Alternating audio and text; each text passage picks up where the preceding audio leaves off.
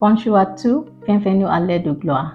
Notre Père Céleste, nous vous demandons de nous enseigner votre parole aujourd'hui au nom de Jésus. Amen. Nous explorerons le sujet « Comment entendre Dieu dans ma relation ». Dans un monde très bruyant comme le nôtre, où il y a beaucoup de voix et tout le monde essaie de trouver son chemin, il est opportun de savoir comment entendre Dieu.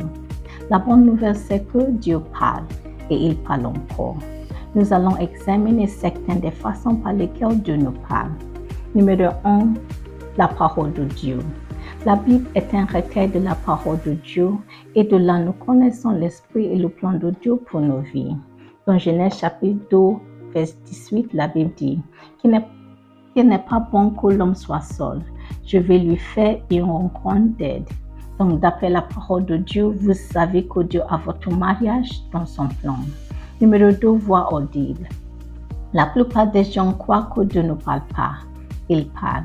Vous savez, quand Dieu a voulu oindre Saül comme roi d'Israël, dans 1 Samuel chapitre 9, verset 15 à 17, la Bible dit, « Et Dieu a parlé à Samuel un jour avant, que je t'envoie un homme, c'est Saül, et tu l'oindras roi de mon peuple d'Israël. » Ainsi parle Dieu.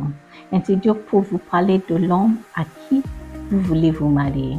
Il peut vous parler de cette femme à qui vous voulez vous marier, que vous serez correctement guidé.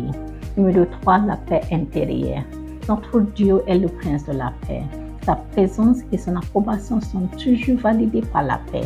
Dans Philippiens chapitre 4, verset 7, la Bible dit, « Il vous donnera la paix qui dépasse toute compréhension. » Maintenant, vous avez peut-être un fiancé qui n'est peut-être pas financièrement dynamique comme vous le voulez vraiment, mais vous avez juste cette tranquillité d'esprit à son sujet.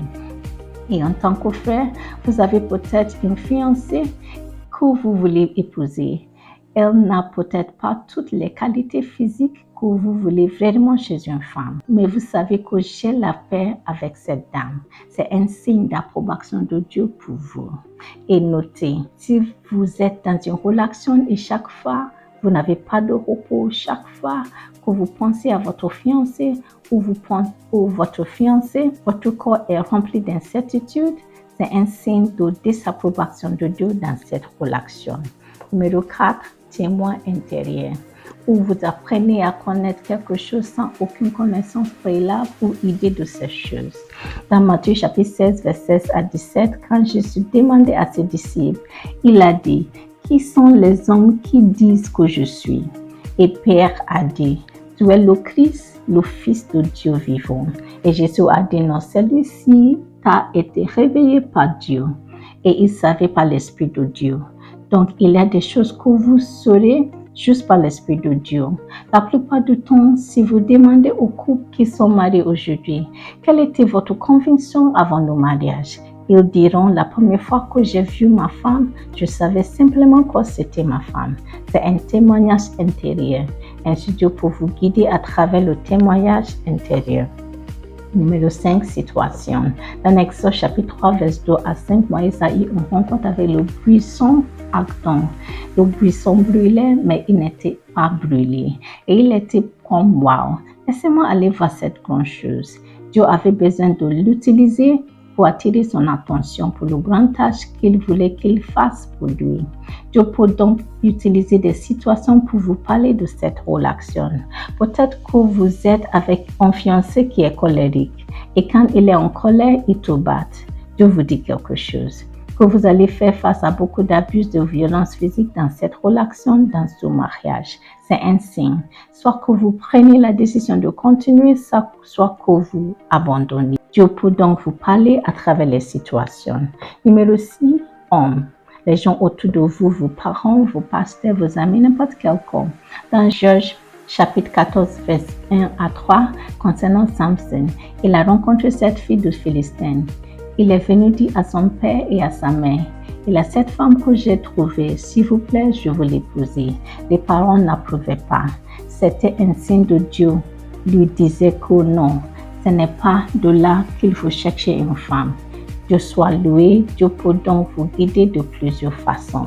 Maintenant, comment entend parler de Dieu? Numéro 1, être né de nouveau. Il faut avoir une relation avec Dieu. C'est le point de départ. Il faut naître de nouveau. Croyez en votre cœur que Dieu a envoyé Jésus pour mourir et puis confesser avec notre bouche. Romains chapitre 10, verset 9 à 10. Et alors, quand vous ferez cela, vous verrez maintenant partie de la bergerie, là où Dieu peut vous parler expressément comme il a dit dans Jean chapitre 10, verset 1 à 5. Que mes bébés entendent ma voix et qu'ils me suivent. Donc, si vous avez une relation avec Dieu, il est facile pour vous d'entendre parler de lui. Numéro 2, désir d'entendre Dieu. Dans Proverbe chapitre 18, verset 1, la Bible dit, par le désir, un homme se sépare. Vous allez maintenant vous séparer pour créer une atmosphère qui vous permettra d'accéder à Dieu parce que vous voulez l'entendre pour la direction dans votre relation. Numéro 3, étudier la parole de Dieu. Rappelez-vous que nous avons dit que la Bible est un recueil de la parole de Dieu. Dans 2 Timothée chapitre 2, verset 15, la Bible dit, étudiez pour vous montrer approuvé. Donc, chaque jour, essayez-vous avec la parole et puis connaissez l'Esprit de Dieu pour vous dans cette relation. Cela vous guidera sur ce que vous devez faire. Numéro 4, créer la bonne atmosphère. Créer une atmosphère propice pour que Dieu puisse accéder à vous et vous parler. Pour Thessaloniciens chapitre 4, verset 11, la Bible dit d'étudier pour être tranquille. Pas seulement le calme extérieur, mais dans votre esprit, soyez calme. Que vous pourrez entendre de Dieu. Dieu parle à des petites voix immobiles. Un endroit qui est bruyant ne vous permettra pas d'entendre Dieu. Laissez votre esprit être tranquille. Alors quand l'Esprit de Dieu parlera, vous l'écouterez. Vous saurez le signal. À ce stade, je veux vous inviter à accepter Jésus dans votre vie parce que c'est votre accès sûr à entendre Dieu. S'il n'y a pas de relation, il n'y a pas d'accès. Veuillez prier cette prière de salut après moi. Père, au nom de Jésus, merci pour ma vie et tout ce que tu as fait pour moi. Je crois que tu as envoyé ton Fils Jésus-Christ mourir pour mes péchés et pour me sauver. Seigneur Jésus, viens dans ma vie et sois le Seigneur de ma vie. Au nom de Jésus.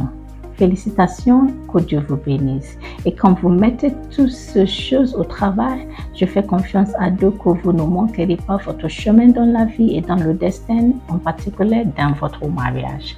Que Dieu vous bénisse. Je demeure votre hôte, Peace au Dieu.